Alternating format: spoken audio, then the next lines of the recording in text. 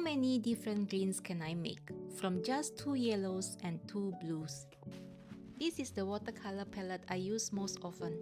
I have quite a few blues and yellows in here, but surprisingly, I only have one green.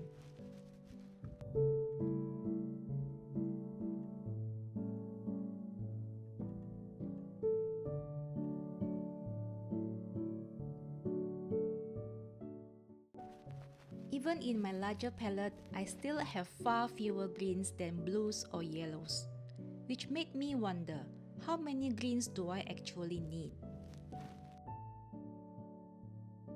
So instead of adding more green paint, today I'm going to see how many greens I can make from the colors I already have. I'm starting with 2 yellows, Hansa Yellow Light, my cooler yellow, and Winsor Yellow Deep, the warmer one. For the blues, I have cool Phtalo blue and warm French Ultramarine. Later, I'll also bring in burnt Sienna, Quinacridone rose, and Indanthrone Blue to see what else we can create. Let's start with Hansa Yellow Light and Phtalo Blue. I'll begin with more yellow in the mix, then gradually add more blue as I move across. You can see the green changing almost immediately, from a brighter, warmer green to something deeper and cooler. And that's really the simplest way to create different greens. Same two colors, just change the balance between them.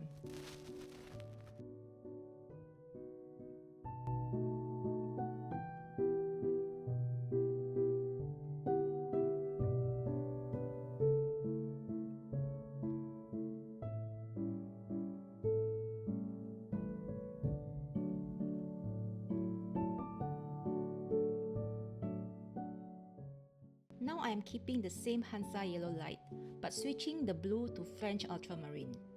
Compared with Phtalo Blue, these greens are softer and a little more muted. So this is interesting. The yellow has not changed at all, but simply changing the blue has given us two quite different families of green. Now let's change the yellow. This is Winsor Yellow Deep, which is much warmer, and I am pairing it first with Phtalo Blue. I will follow exactly the same process, starting with more yellow and gradually increasing the blue. And compared with Hansa Yellow Light, these greens immediately feel warmer. For our fourth combination, I'm keeping Winsor Yellow Deep and replacing Phtalo Blue with French Ultramarine. And again, we get another range of greens. These feel warmer, softer, and a little more earthy, which I think would be lovely for leaves and landscapes.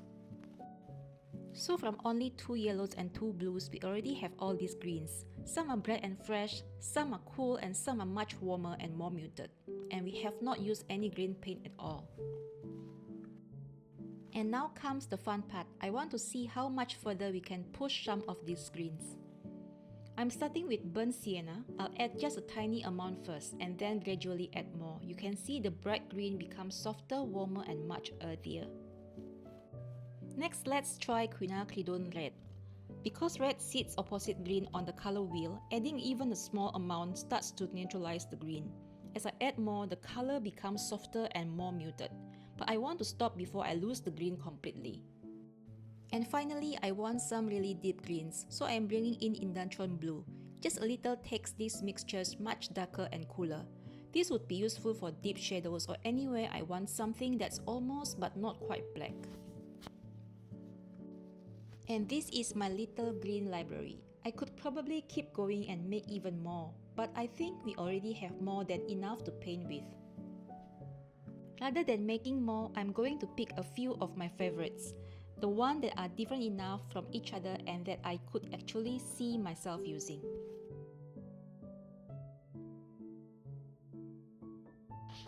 We have made all these greens, but swatches can only tell us so much.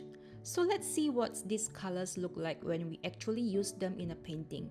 I'm going to keep it simple and paint a collection of trees in different shapes, using some of the greens we have just mixed. I'm starting with some of the lighter, warmer greens. On the swatch page, some of these look quite similar, but once I put them next to each other, the differences become much easier to see.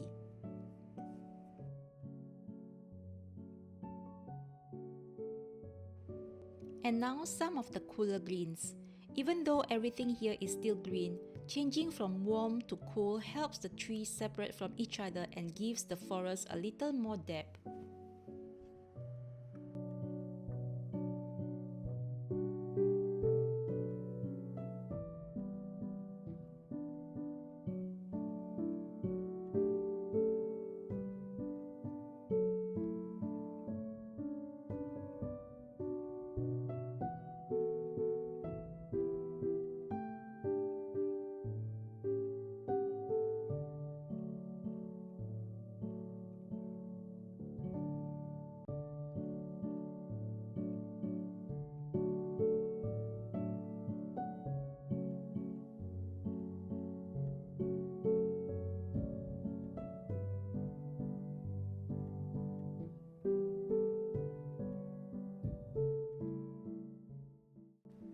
Now I'm adding some of the softer, earthier greens.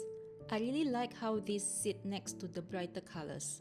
They make the whole range feel much more natural.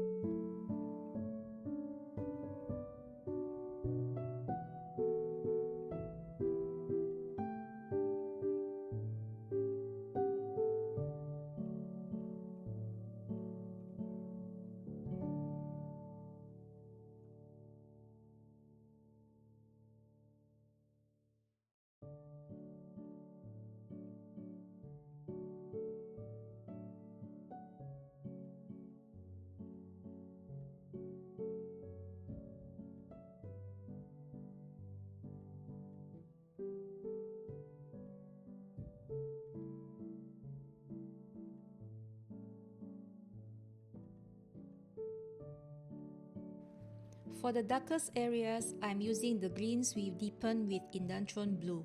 They give me enough contrast that I don't really need black.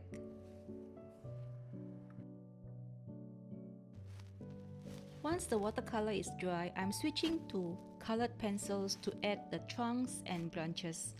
I'm using a mix of black, brown, dark green and maroon, choosing slightly different colors for each tree. I like how these darker lines give the simple shapes a little more structure and character.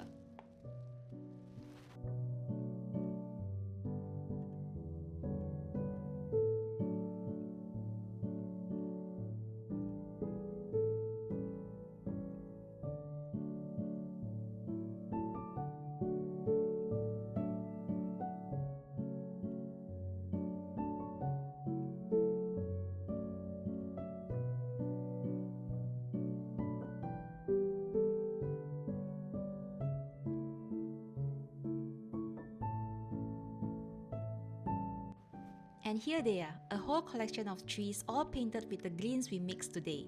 So I think my one little tube of green might be enough after all.